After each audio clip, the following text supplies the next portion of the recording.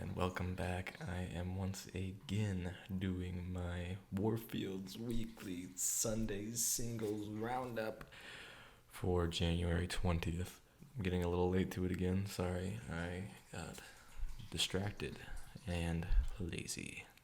As you can see, I got my mic out and I got a little bit of a lighting setup, kind of. Still not great. I have a lot of work to do, but it's looking good. I think it's good. Let's get into it. First up, starting with the skips, we got Headie 1 with... I need to write these titles down. Alright, first up, we've got Headie 1 with Martin Sofa. This song is impressive because it somehow manages to be both extremely bland, yet extremely annoying. It just sounds like your basic stock UK drill song. If I have to hear him say Martin Sofa one more time, I'm killing Milo. Alright, next up we have Macklemore and DJ Premier with Heroes. I'm gonna need a word with DJ Premier, just a quick second. Just me and you. Come here. You seem like a great guy. I respect you a lot. But you cannot be wasting production this good on bad rappers. Don't get me wrong. I like Macklemore. He's made some bops, but he's always been more of a pop rapper to me than a rap rapper. And this is a rap rapper beat. This is like something you would have heard off of Logic's most recent Vinyl Days project. Just give it to him next time. Macklemore's rap voice is too annoying anyways. Next up, we've got Pitbull with AYYBO and Arlo 808 with Right or Wrong, Hypnosis. In case you were wondering, fun fact, Pitbull is as bad in Spanish as he is in English. I have no idea what happened to Pitbull to make him fall off so hard from the mid-2010s, but if this is the music he's making now, then I am super, super glad he did. For one, this song sounds straight out of one of those shot-out iPhone commercials. And the verses are just really annoying and lazy. He just says something in Spanish, then says it again in English. Like, he goes like, muy caliente, you're so hot. It just gets really annoying. Next up, we've got Nola Freestyle by Dean Blunt. This song is all kinds of misleading in several categories. One, it's not a rap song, even though Dean Blunt usually does rap music, like he collabs with A$AP Rocky all the time.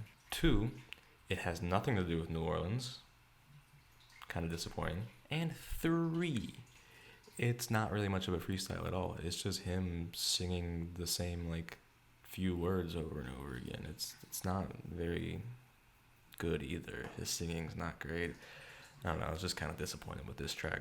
Next up we have Illenium and Nina Nesbitt with Love Me a Little.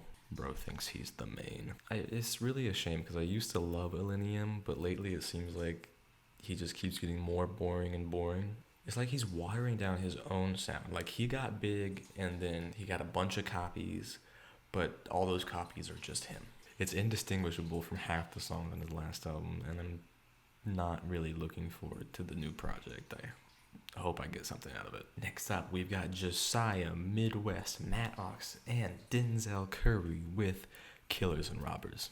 This song is just your bottom tier City Morgue song. Jasiah's never been that super interesting of an MC, but he could make some bangers here and there. But this one, it just sounds like all of his other songs. It's also super ridiculous to me that Denzel did not get a single verse and was just on the chorus. What the hell?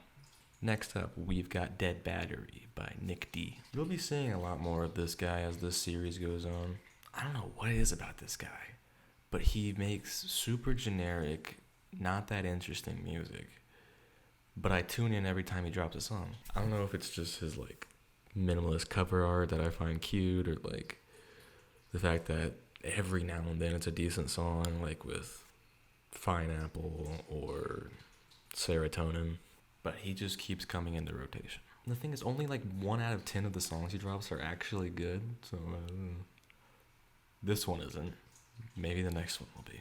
And last for the skips, we've got Lukas Graham with Never Change. Just putting this here on principle. I'll just put what I said last week. Do I need to say more? Moving on to the background music section, we've got Ralan Styles with Right Away. Now, I originally had this song in the skips category, but like the more I listened to it, the more enjoyable it got. It's just a super entertaining song. I wish the whole trap country thing that Lil Nas X started back in 2019 actually blew up and became its own whole like subgenre, because this is like really fun. If I'm gonna have generic trap music, I'd rather it be country flavored, genre bending than just, generic trap. Speaking of songs that were almost in skips, we've got Ice Spice and Lil TJ with Gangsta Boo. Like I said, this was originally in skips, but it's just, I don't know. It's just such a cute song. I've got to give it some credit, because Ice Spice, she can really sell like pretty, sweet, and a little bit sexy, and that's exactly what this song is. But she needs to fire her producer, because she needs to get rid of these SpongeBob-ass beats. It's getting ridiculous. Next up for our meh songs, we've got Fiddle Leaf by Kota the Friend.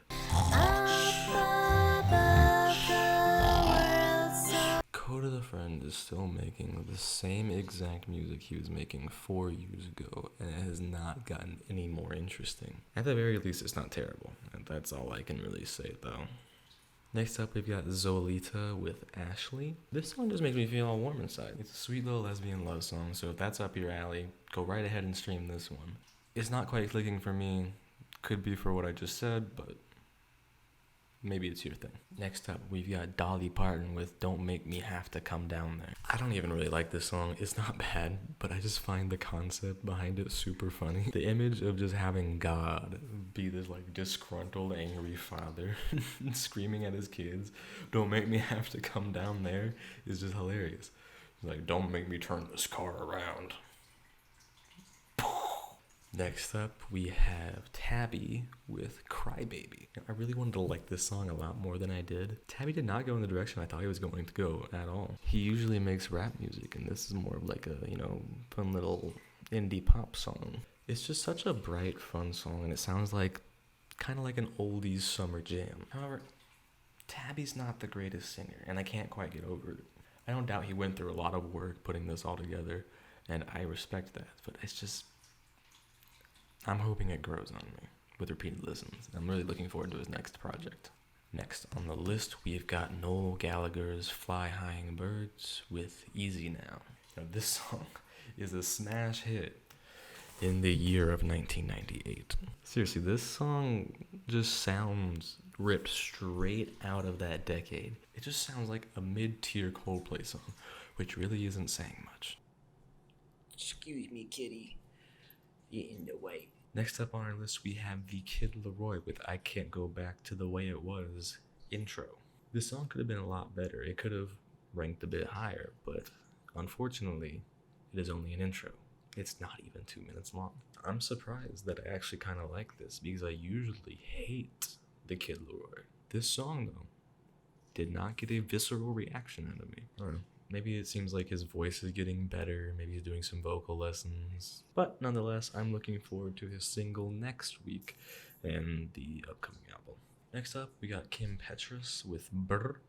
I really don't care for this song at all, but at the very least, she's not working with Dr. Luke this time. But this is still just very generic hyperpop music. Like Baby's first hyperpop, if you will. Next up, we have Metallica with Screaming Suicide. Other than just a beautiful title, I'm really only adding this one because my friend has been begging me to check out Metallica. I regret to inform her that this is just not really doing it for me. I mean, it's alright.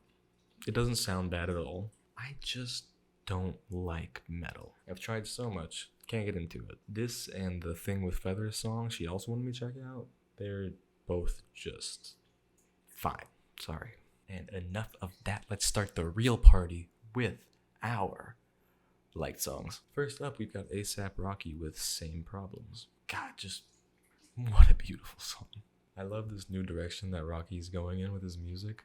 It's kind of like if he refined the sound he was going for on certain songs and testing. It's just a lovely ode to a bunch of the late rappers that have died in recent times, especially his friend A$AP Yams, who I believe he dropped this on the anniversary of his death. The backing vocals from Miguel and Yachty just tie this together into like a transcendent bow. Next up, we have Got Love from the Other Side by Fall Out Boy. Alright, I'm gonna scream, but I'm gonna do it really, really quiet so I don't wake up my sister. Wow, Fall Out Boy is back, baby. This song kicks so much ass. I love a little piano breakdown after the first chorus and the instrumental intro into the song. It's really nice. The music video is super cool as well, as it references a bunch of like their contemporaries and fun little puns. That's all you really need. Just go listen to it. Moving on, we have Rebecca Black with Sick to My Stomach. You know, it's pretty insane to me that the same girl who made Friday, one of the most hated songs in history, is now making some of the better pop music of the 2020s. Now, this song is personally my least favorite song out of the 3 she's released for this album, but it's still a really good song, and I highly recommend it. Next up, we've got Arlo Parks with Weightless.